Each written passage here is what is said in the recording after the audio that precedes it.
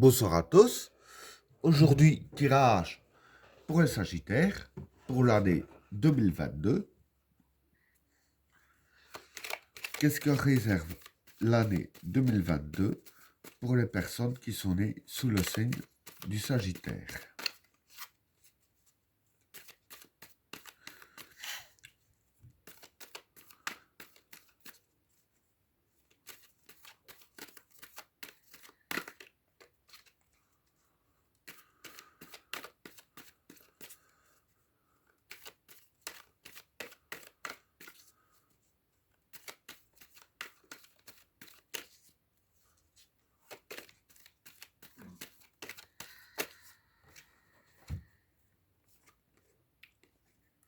Le changement,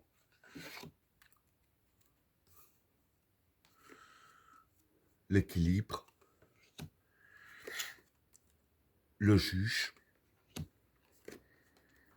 la renaissance, le sacrifice, le papyrus,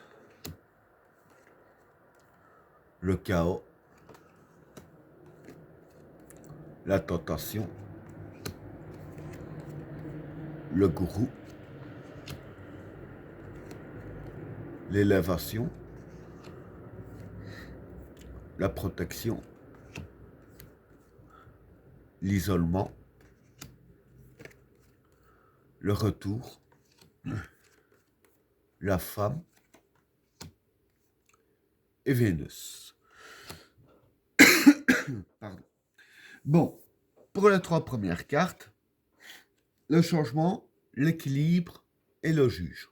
Bon, pour ces trois cartes-là, le changement, c'est le changement. L'équilibre, c'est l'équilibre. Et le juge, c'est des décisions à prendre. Donc voilà, en gros, pour ces trois cartes-là, ce qui va se passer pour vous, c'est qu'en 2022, il va y avoir du changement pour vous. Et ce changement-là provoquera chez vous un bon équilibre, ici avec la carte de l'équilibre, ça va vous équilibrer. Et avec la carte du juge, que j'ai dit que c'était les décisions, c'est-à-dire que grâce au changement qui va se passer et à l'équilibre que ça va vous apporter, je veux dire que vous serez plus apte à prendre les meilleures décisions. Donc voilà pour le premier état. Pour le deuxième tas, la renaissance, le sacrifice et le papyrus. Bon, pour ces trois cartes-là, la renaissance, c'est la renaissance. Le sacrifice, c'est les efforts à faire. Et le papyrus, ici, c'est des arrangements possibles. Donc voilà, ici, bon, dû au changement, évidemment, ça provoque une renaissance. Et avec la carte du sacrifice, qui sont les efforts à faire, dire que plus vous feriez d'efforts, plus ce sera positif, je vais dire ainsi, mieux ce sera dans la renaissance.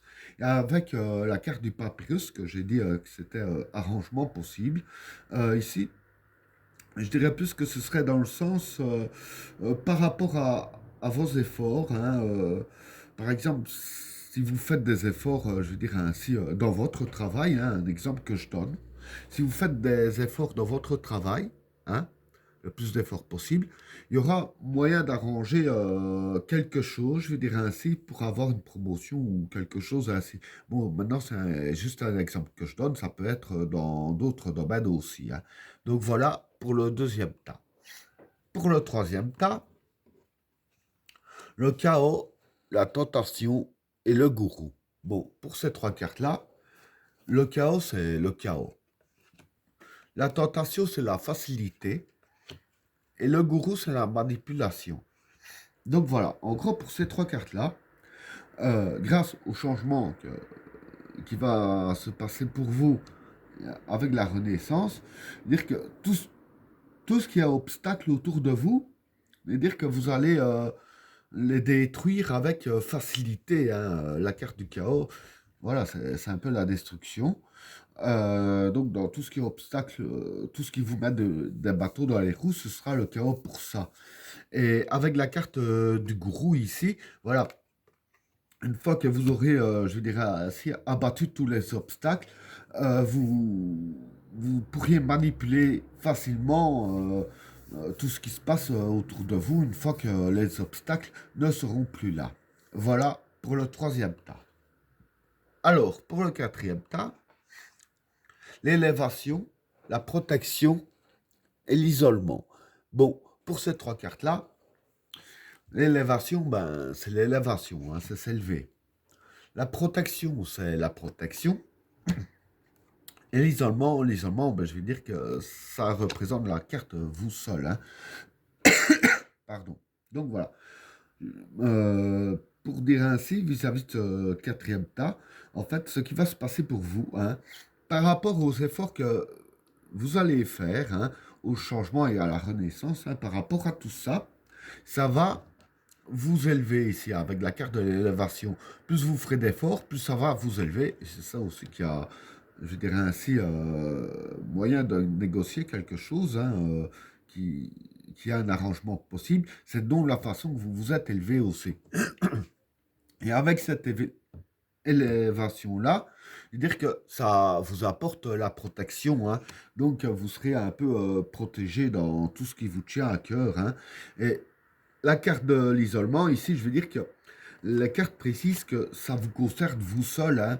Par exemple, si vous êtes père de famille, ça ne va pas déteindre sur vos enfants ou sur votre femme ou votre homme.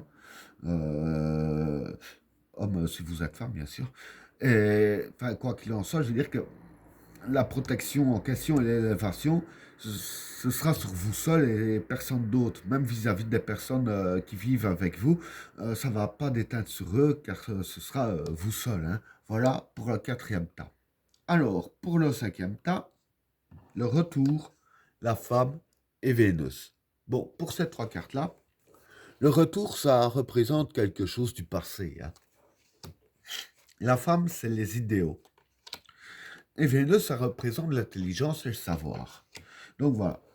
Ici, vis-à-vis de ces trois cartes-là, je vais dire que avec le changement qu'il y a eu, la renaissance, hein, et les obstacles qui ont été brisés et la protection qui s'installe pour vous, enfin, vis-à-vis de tout ce que j'ai décrit là, en gros, je veux dire que il y aura des idéaux du passé qui vont refaire surface, hein.